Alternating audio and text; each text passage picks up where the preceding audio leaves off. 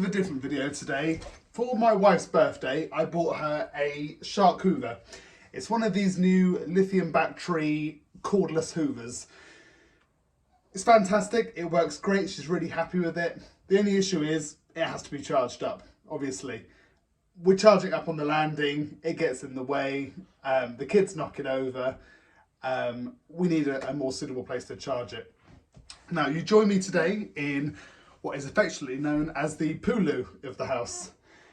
We did have an upstairs toilet here. It has since been taken away, and this is in the process of being converted into like a utility room. We're on the first floor. It used to have, like I said, a toilet with a macerator strapped onto the back of it.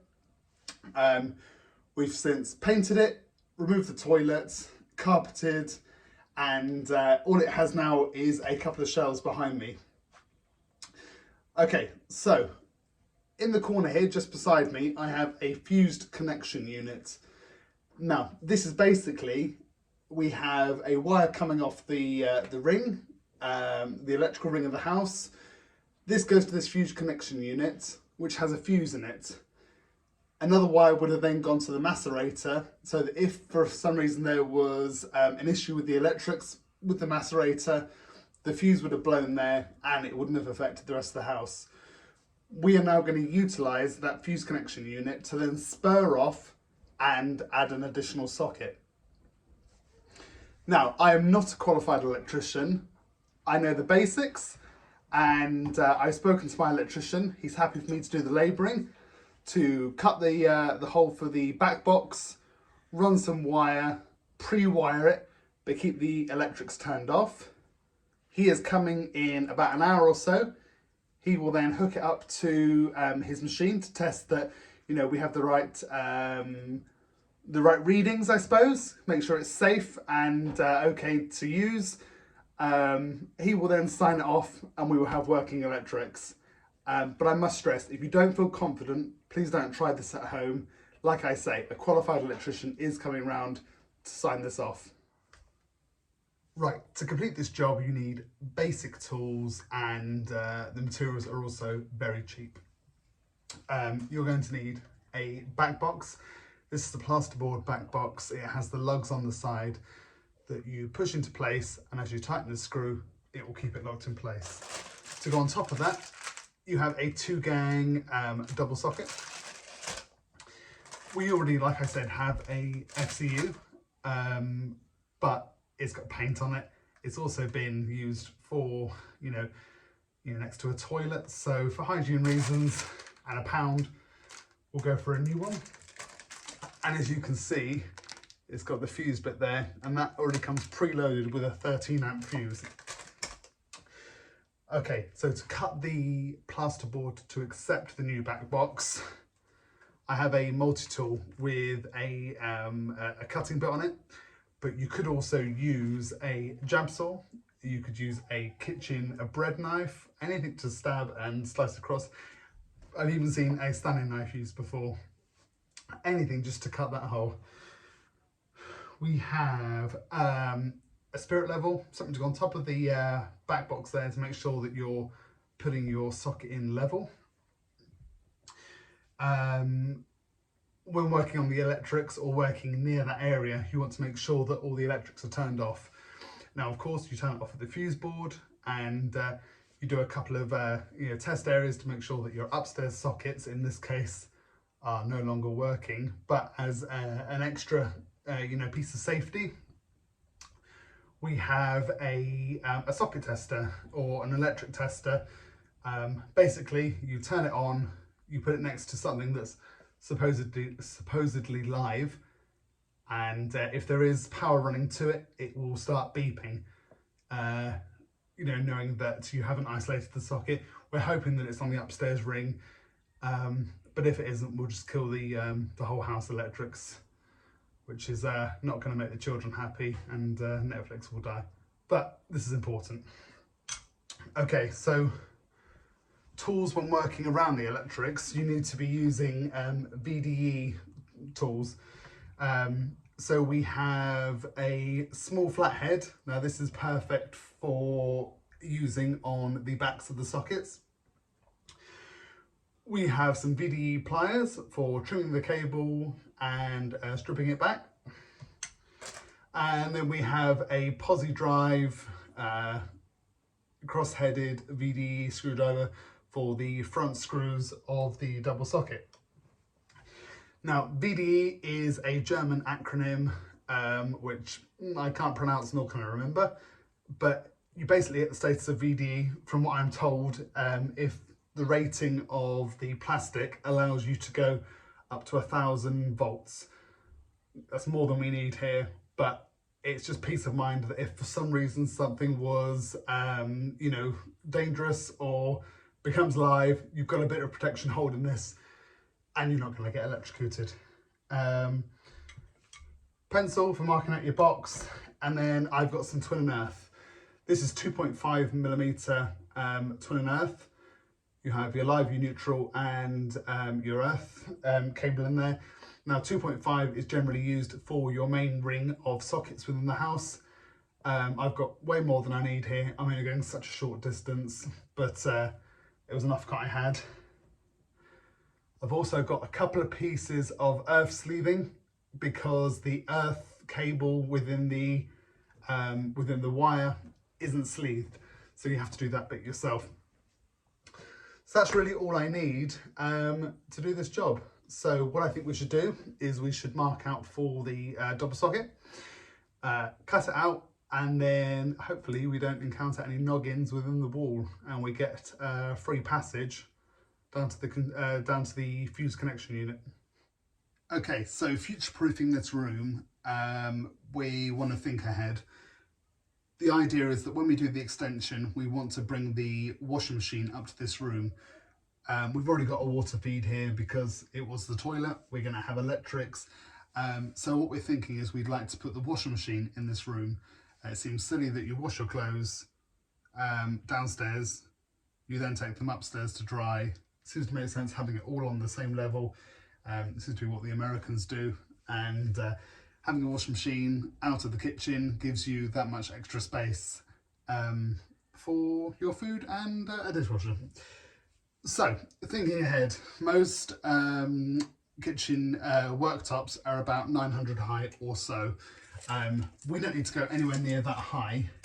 So I'm thinking if we were to go, let's try 65 there.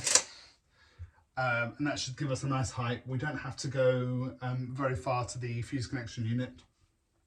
Also, if there was going to be a noggin, it would be halfway up. So we're going to be way below that. What I'm going to do is put my socket in place. I am going to put a spirit level on the top there. Level that out. Draw around it.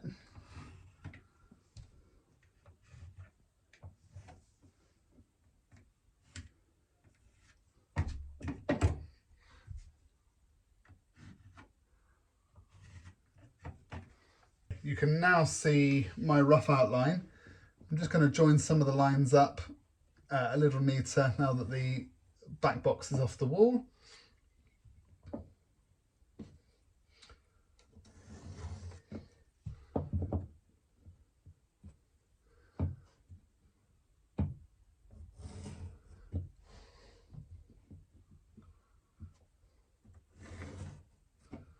There we go.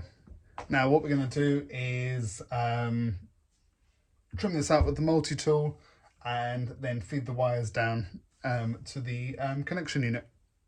In 2 minutes of powering up my power tool, the multi-tool to cut the hole out, my wife informs me that the youngest is now asleep.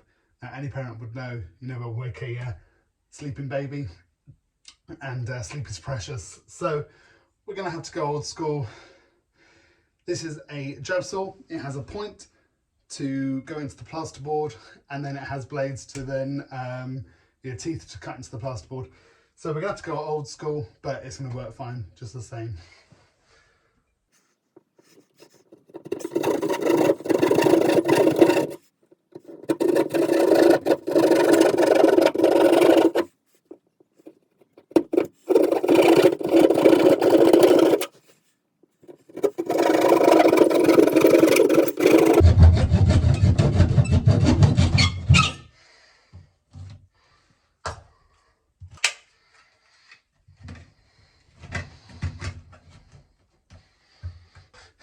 Okay, there we go. The back box is in place. It's nice and snug, and it also looks fairly level, which is a win.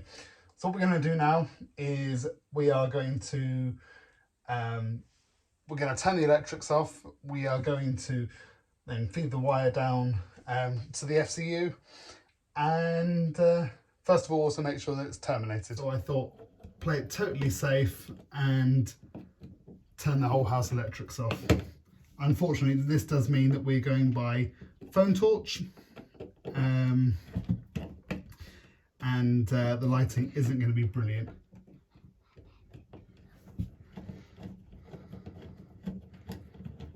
So what I'm doing here is just removing this FCU.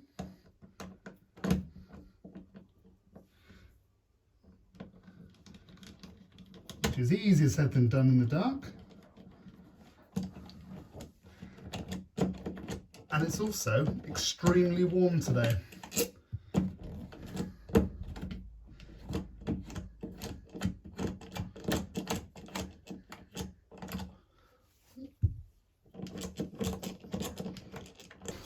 But what we have here, and I can identify this with the new colouring of cables.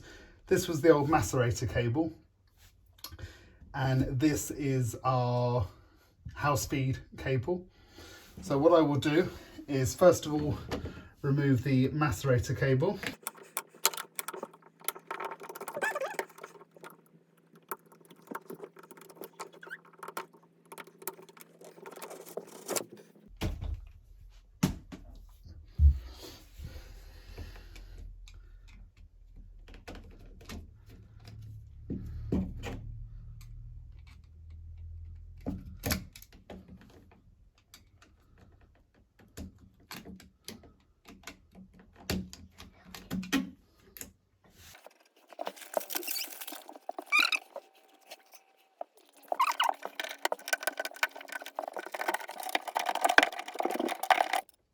With the electrics turned off, it also means the lights are turned off as well. It wasn't a great filming environment, so I've skipped a few steps ahead.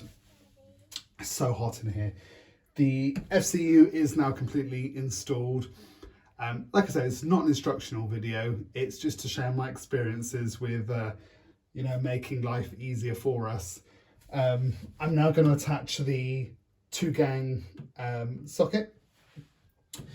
I've given myself so much extra cable just to make life a bit easier. I've compensated by also buying a nice deep back box to make sure that we can shove lots of cable in there. But also it's a hollow wall, so we can hide cable within the wall as well. And then just in case in the future we need to move a socket, we've got plenty of extra slack on that cable. So what I'm going to do is I'm going to put the socket on. It's nice and easy. It's 3 wires going into 3 clearly labelled places on the back of the socket. The Sparky is going to be here in about a quarter of an hour. He will test it, and then hopefully I will then be videoing with some good news that it's all worked and it's safe to use. The Sparky popped round. He checked that every single connection within the 2 sockets, the FCU and the socket itself, were all nice and tight. He checked to see that my wires were folded over, nice tight join, and basically they weren't going to come loose and cause, like a short or something like that, I think he said.